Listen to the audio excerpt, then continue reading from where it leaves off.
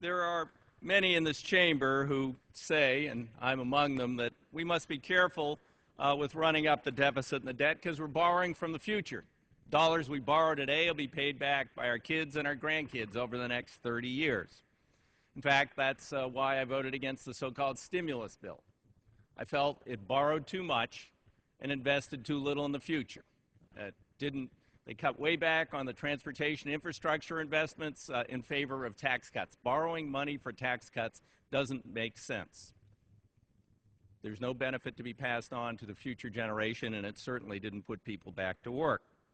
So as we approach the bill today, we have to keep that in mind. Are we borrowing from the future, and will this provide benefits to people in the future? The bill before us today would fund education. In my state, we're headed toward having the shortest school year in America. We're stealing from our future. We're stealing from our kids. If they don't get those school days this year, they can't make them up next year or after they've graduated for the rest of their lives on a good education. We're going to have some of the largest class sizes in America. You can't teach a class of 38 or 40 kids in middle school. It isn't a good educational experience. We're stealing from their future. I'm hoping today that the funds we'll vote for will be used by my state to plug the holes this year. I don't want to see them sitting on that money and saying, oh, well, maybe things will be worse next year. We'll avoid future cuts. No. The cuts are today. They're hurting kids today. They need to plug those holes today, put teachers back to work, lower the class size, get the school years back up to a reasonable length. There are other cuts that can be taken care of by this vote again today.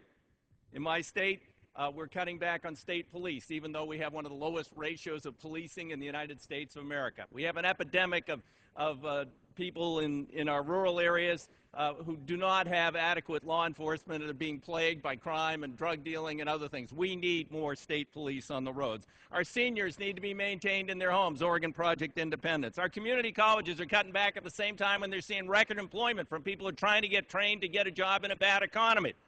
Those holes can be plugged today. But are we borrowing from the future with this legislation? Well, no, actually, for once, we're paying for it.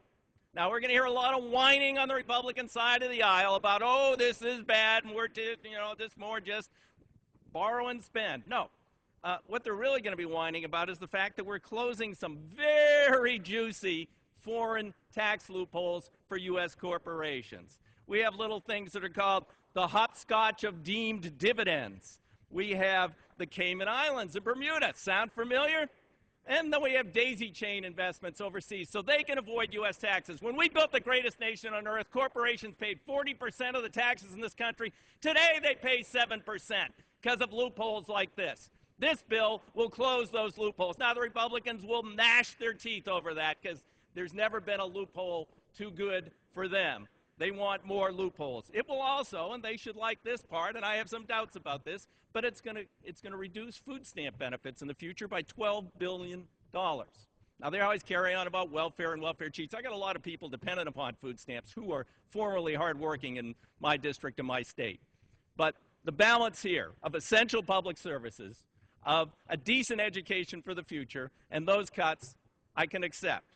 And getting rid of the corporate loopholes, I'm with that every day of the week. The Republicans are for loopholes. We're against them. We're for education. We're for kids. We're for vital public services. They're not. The gentleman yields back. The chair now recognizes the gentleman from